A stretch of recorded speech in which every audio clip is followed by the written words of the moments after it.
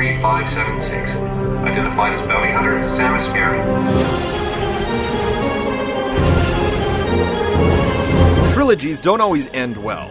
Oftentimes the concept loses steam long before the third installment, or the producers simply run out of creative juice. This appeared to be the case with the Metroid Prime franchise. While the first was a groundbreaking achievement, the second lacked the spark that separates elite games from the good ones. Metroid Prime 3 Corruption is finally here, but does it continue the downward slope or ascend?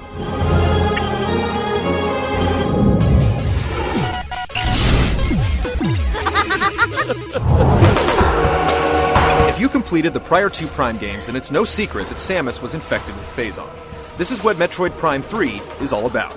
At the game's outset, there's a setup involving several supercomputers that have been infected with the virus, and it's up to Samus to provide the cure. But this is really just a superficial front, as the crux of the prose is really about Samus' struggle to control the Phazon running through her veins.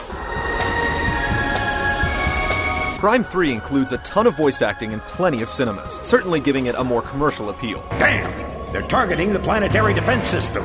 At the same time, these elements don't completely invade the experience and rip away the feeling of desolation that has always pervaded the series. There's a lot of exposition off the top. The middle of the game settles into a nice Metroid-esque groove, and then at the end, things are tied together in a mind-ripping conclusion. While the bump in production values is nice, a lot of the dialogue is rather trite. There are a few slight twists and turns, but for the most part, the story is typical Metroid fare. You'll get a much more meaningful experience out of scanning and reading logs than watching the movies.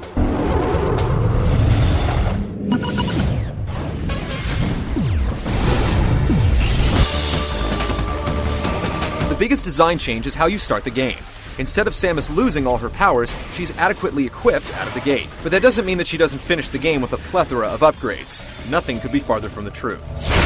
We don't want to ruin anything, but suffice to say that all of her classic abilities, and some brand new ones, are front and center and executed flawlessly. In prior Prime games, Samus would end up collecting a number of different beam types. Here, they all basically function the same, minus a color swap and the ability to open new areas for passage. To remedy this, an old standby, the Ice Beam, has been converted to a missile attack.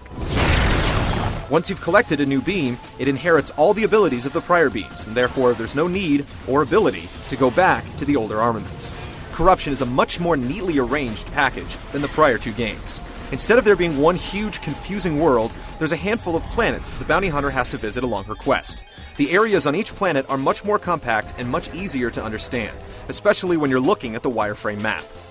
Samus' ship is used to get from planet to planet with multiple landing points on each one, and a number of other things. More on that later. Backtracking was something that received a good deal of criticism in Prime 2, and to a lesser extent, in the first game. It's definitely present in Corruption, and it wouldn't be a Metroid game without it, but with succinct levels and maps, it struck a near-perfect balance. Where objectives are concerned, they run the gamut, from investigating energy spikes, defeating certain enemies, defending allies, and more. Make sure enough of them make it safely through this area. There's a checkpoint system that's used, allowing you to continue your game from the last significant event instead of starting from the last save point, which helps curb the frustration. The game moves at a breakneck pace the majority of the time, but then at the end, you're forced to go on a pointless scavenger hunt that grinds things to a halt. It's a shame because the 4 or 5 hours leading up to this are some of the greatest moments in gaming ever burned onto a disc. There's little doubt that Metroid Prime 3 has been designed to make it more approachable for the average player. The backtracking has been streamlined, mission objectives are clear, upgrades to weapons and power-ups come at a fast and furious pace, and it's all the better for it. Clocking in at a good 20 hours of playtime, it gives you plenty of value for your money as well.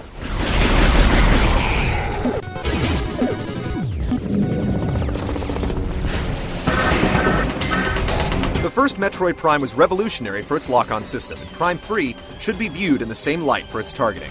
All the promise of sublime first-person controls on the Wii come to fruition here, and simply put, it proves that there's no better control option on any console.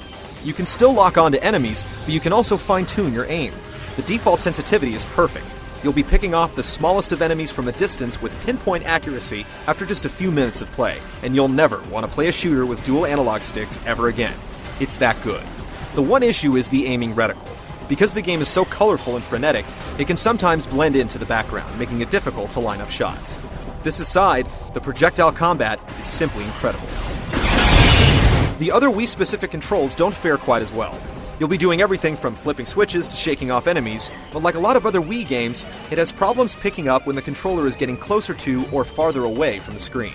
It can be annoying, but thankfully, it's not a huge part of the gameplay, and you're never under duress when you're trying to make it work. It wouldn't be a Metroid game without the Morph Ball, and Corruption gives you just enough of Samus's spherical form without going overboard.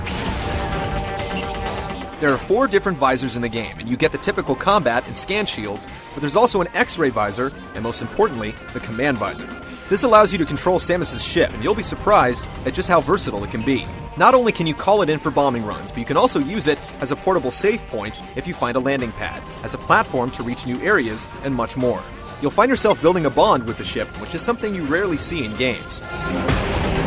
Swapping visors is a snap, and overall, the way Corruption handles so many commands with just a few buttons is worthy of commendation.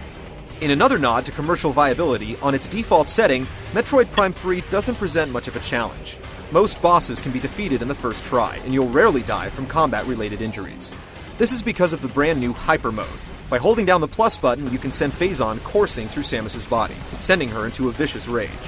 The game's most feared enemies can be decimated with just a few blasts, and it quickly becomes a crutch to lean on anytime the chips are down.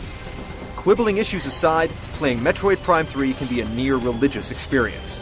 This is one of those games where everything comes together and just clicks. The learning curve is slight, the targeting is razor-sharp, and the action is practically non-stop.